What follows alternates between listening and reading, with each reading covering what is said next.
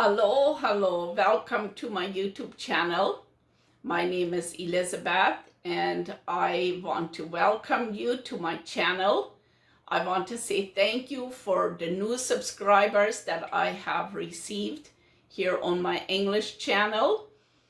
And I also have a German channel, and I don't know how many people watch my German channel and how many are on here that watch my German channel. But anyways, I want to welcome each one of you, and I am happy to see comments, thumbs up. I am very happy to see new subscribers come to my channels, German or English. But I know my German channel doesn't have a whole lot of recipes and stuff, at least for a little while. I have more like my life stories about especially right now, it's about my pregnancies, and there's going to come a few more.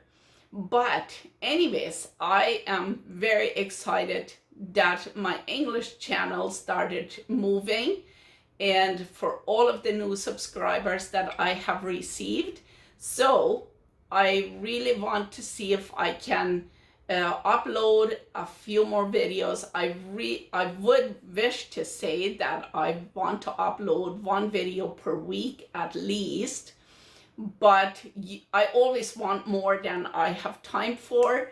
But anyways, today I want to make a mouthwash that I have been using, or we have been using, for a number of years. And before I make the recipe, before I put it together, I want to say that I am not a herbalist. I did go to school. And I'm kind of wishing to go through another class to learn more about herbs. I know that I would not want to go to school to set up a pharmacy or like become a full-time herbalist, but I would love to learn more. And so anyways, I did go through I did go to a school for herbalists, but we had a car accident in between, and then I had to put that on hold, and I only had a year to finish my lessons, and I failed by 3 lessons. Now they did give me more time, but my husband, he was in a cast from his chin all the way past his seat. And so I was his nurse, and so it was very hard for me to finish my school, my lessons. And so I don't want to say I failed, but I never finished it. And so I would love to finish that. And so I'm hoping to get my YouTube channel going and to get a little bit, I wish I would get monetized soon so that I could make a little bit of money to pay for that school. And so I want to do it online, which is quite a lot cheaper than doing it in books and going to a place to go to school. But anyways, I don't want to just have a long spiel here. I do love making stuff from herbs and natural stuff. And if I didn't have the experience that it works, and that I feel so much better from herbal remedies and doing natural home remedies, or like natural toothpaste and all that kind of stuff, then I wouldn't really care to go through the school again. But I really wish I could do that. But I will do it as I can. If I can't do it, I still want to enjoy the herbs and everything that I have learned. But it would make me feel better if I would know that I sat down and had the training and whatever else, right? But anyways, I do have a folder here. It's quite old already, and I don't want to take credit of any of these recipes. I want to give honor where honor is due. I want to, I honor the ladies, the people that have figured this all out. And I don't know how old this recipe is that I am going to make, but I want to, I'm going to change a few things in this recipe, because over the years I was changing a few things in here, because it works for my family, right? And so that's why I'm changing a few things. I know when I first started making this recipe, I just made it the way it was, which is very good, but I always experience, as I learned more and more, I learned that, oh, this herb is for this. And so then I added that to my mouthwash. And so this mouthwash is good for our family. And I have not written down any of these things. What does plantain or clove or all these things do for you? I trust that if you have an interest in making your own mouthwash, that you will study, research, do your own research, because I'm not a herbalist, I'm not a doctor. I just know what works for my family, and I want to pass that on to you, not to follow my footsteps exactly, but to give you courage to make it yourself. And I know that I trust that if you have enough internet and know how to watch my videos, I trust that you will know how to work with Google.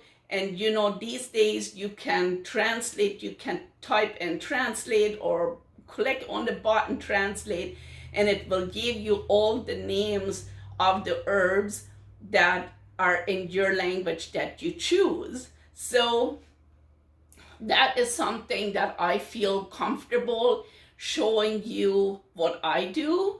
And so if you follow my directions exactly, fine. That's all up to you. But I need to make that clear that I'm not a herbalist.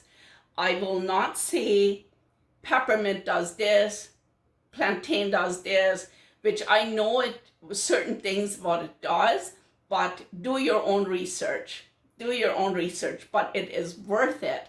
It is worth it. When I grew up, even as a younger girl, I had so much candida.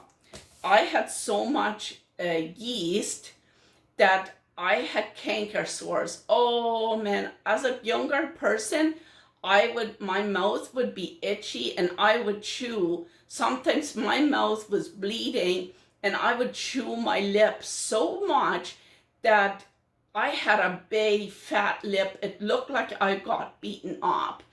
And so I come from Bolivia, and my parents were very poor. So my mom, she would have done this if she wouldn't had known how to. The stuff grew there. I know it did, but she didn't know these things, right? So she did all she could to help me. But when you have an itch, oh, you chew and you chew and you chew. And so as I got older or came to Canada, and especially now in the last 20 some years, I have learned that there is herbs that help us. I didn't know those things when I was a young mom. I didn't know anything else as you grab it off the store shelves or drugstore or from the doctor. But you can. I have experienced that. I'm telling you, my mouth has been good for years.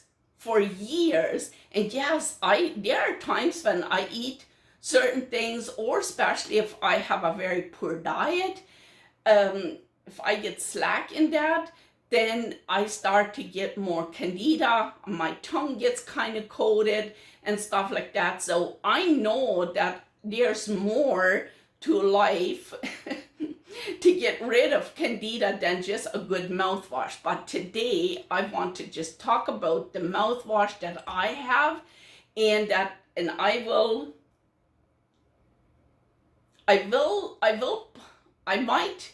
might put in the recipe the way it is, and I will put in the recipe that I have.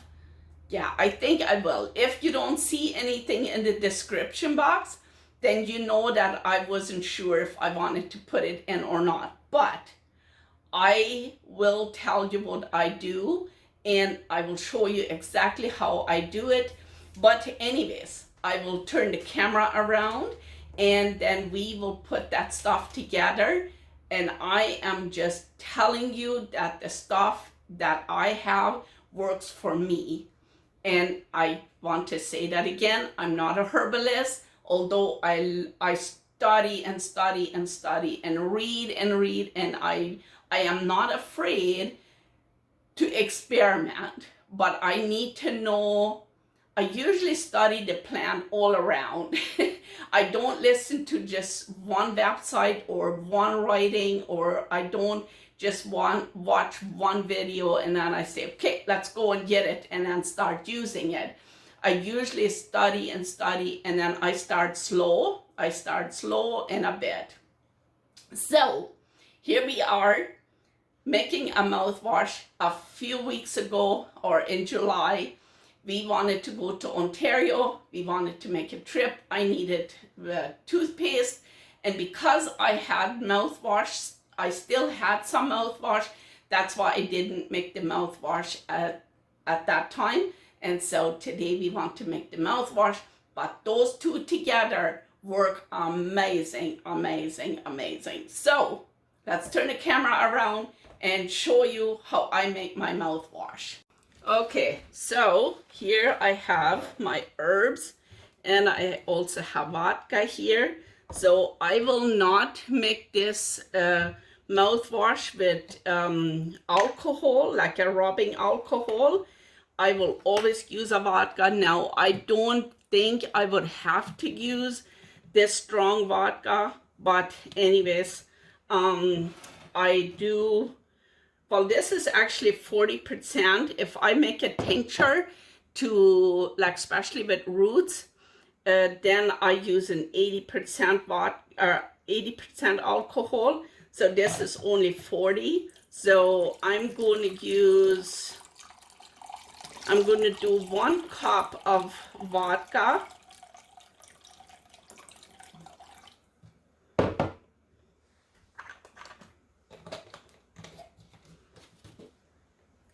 And I have a little canning jar here that I'm going to use.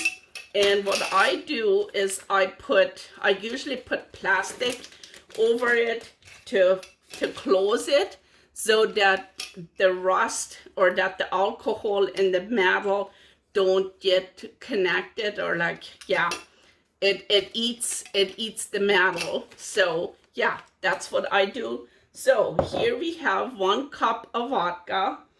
And by the way, I hope you will be able to see what I'm doing. I think you should be able to see that. So I have a canning jar, and it takes 1 teaspoon of clove. So I usually just buy any kind of brand. I don't have a teaspoon here, but I'm going to say a few things here that I know just by memory. Like, I know a lot about all these things, but I want you to do your own research. But clove is really good for pain in your mouth. If you have a toothache, tooth problem, cavity or something, you take a clove in your mouth, and it's very good for that. So I'm going to say a few things like that, but it's the best thing if you do your own research. And so then you do 2 tablespoons of peppermint leaf. So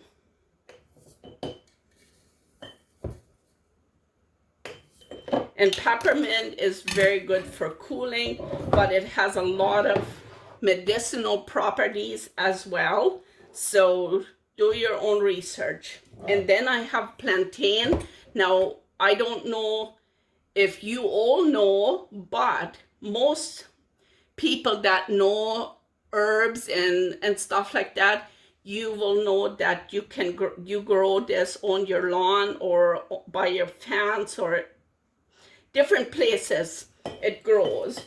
And so this is store-bought. I bought this at a herb store, but I often will dry my own. So this is comfrey, but this is how I do my plantain. I dry it myself, especially if it's nice and warm in the house. You just cut it, you pick it. If it's clean, then you cut it like lettuce or salad, and then you spread it out on the table or on a screen, and then you let it air dry like this. So this is really good stuff. So, but this is comfrey, and I don't want to put comfrey in here, so I'm just showing you. So I have clove and I have peppermint. By the way, I collect these canning jar or these pickle jars, and I put my stuff in there. Plantain. Now we will do rosemary. So rosemary is a lot stronger. That only is 1 tablespoon. And again, if you had rosemary in your flower garden or on your deck, balcony, or wherever you live, you would have a rosemary plant. You could do just fresh, but fresh is a lot stronger. If you have rosemary, you only do half as much fresh rosemary as you would do dry. And so anyways, I'm not here to, I just want to show you what I do, but I do have a hard time not telling you all these good stuff, good things. But anyways, here we have cinnamon. Cinnamon is very good as well. Now, the recipe calls for cinnamon essential oil, but I like to just put the cinnamon chips in there. It for me, there's a better flavor than if I do the essential oil. Now again, this is a tablespoon, so I would do maybe less. So about a teaspoon of cinnamon, and I let it sit for 2 to 3 weeks. I let it sit. So this is all the herbs that it takes. And then I put the vodka on and I let it sit for 2 to 3 weeks. And then what I do is I shake it once in a while. I don't shake it every day, but I try to shake it at least a few times a week. And then once I have strained it and I don't think there's enough cinnamon flavor or enough peppermint flavor, then I will put a little bit of pepper essential oil, peppermint, and a little bit more cinnamon essential oil in here, but only if I think it's not strong enough. So yeah, that's what it is, and I'm gonna mark it what it is and what day I put it together, and then we will let it sit for 2 to 3 weeks. Put it through a cheesecloth, or what I do often is buy just thin fabric. This is new fabric, but I have used this already. I just buy thin fabric, and then like cotton or something like that. And I used to buy that sheer curtain fabric, and I loved it, but I couldn't find it the last time I was at that store where I was, so I just bought a meter of this. And as long as I don't use this for oil, as I try to use like certain cloth I use for tinctures, certain, like these are vodka tinctures, and then there's glycerin. I have some cloths that I use for glycerin, and then I also have some cloths that I use for my oils. and I don't wash these in the washing machine with soap or just among my towels. I usually wash it right away and just hang it over somewhere to dry, except the oils that I do, like an olive oil, that I do wash with soap, but usually I just use those for salves and stuff. But yeah, this is what I have, and I will show you how I use it, and then we will wait till this is done, 2 to 3 weeks, and we'll strain it.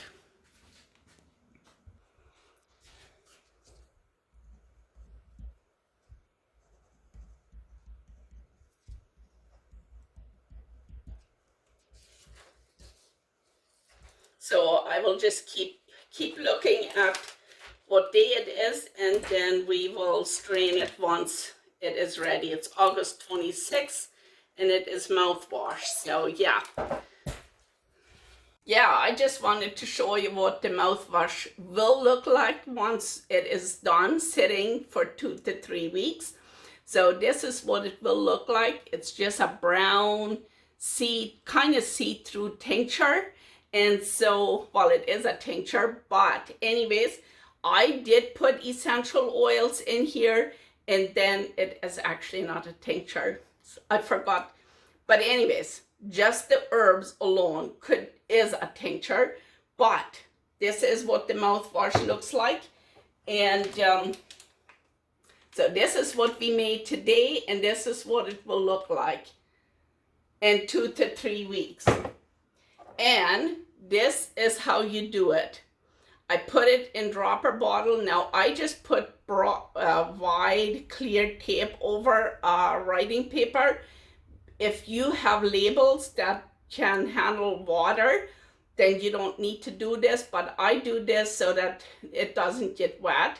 So I usually do one swallow of warm water and 40 drops of mouthwash.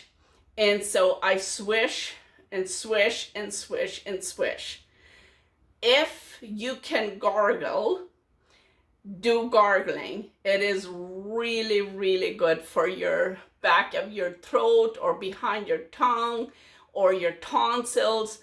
Some people have tonsil stones. I do not know if that will help prevent you from getting them, but it definitely cleans your tonsils. And so I cannot gargle. As soon as I start, I gay. So I cannot give you or tell you an experience from gargling, but I have read enough about the gargling with the herbal mouthwash with different recipes that I know and I believe what they say is true, because I know what this mouthwash and the homemade toothpaste did just personally for me. As I said before, like I used to get canker sores so bad I couldn't eat. Oh my, just pain. I chewed on my lips, and I had a fat lip. Sometimes it looked like somebody beat me up just from eating my lip. And I bit, and it was actually old tendon that I started biting. And I was just eating more, like biting more and more and more. And yeah, it's terrible. I used to have so much problem with my mouth, but I didn't really have cavities. But I was full of yeast, candida as a young child. And I don't think my mom and dad knew what to do with me. And now I'm learning that's allergies from milk or anything like that. I probably shouldn't have been drinking milk, but they didn't know, right? So anyways, I know my mom tried to do her best. But anyways, I just wanted to show you a little bit how I use my mouthwash and what I do for my mouth now, and what I do for my family. So I really hope that you will be able to find something that fits your family. If you enjoy this kind of content, write to me, give me comments, let me know what you would like to see. I know you can, I have a lot of herbs, so let me know what you would like to see. But as I say, I'm not a herbalist, but I make my own iron capsules, which I want to do today. I want to make more capsules. I make a lot of stuff, and I love making salves and soaps and anyways, all that stuff. So hope you're having a good day, and may God bless you, and see what you can do. If you have mouth problems, do your research, see what you can come up with. And if you want my recipe, I will put it in the description box. And then you can, if you feel safe and good to follow that, put it together. I've never been disappointed. I've never been disappointed. So take care and see you in the next video.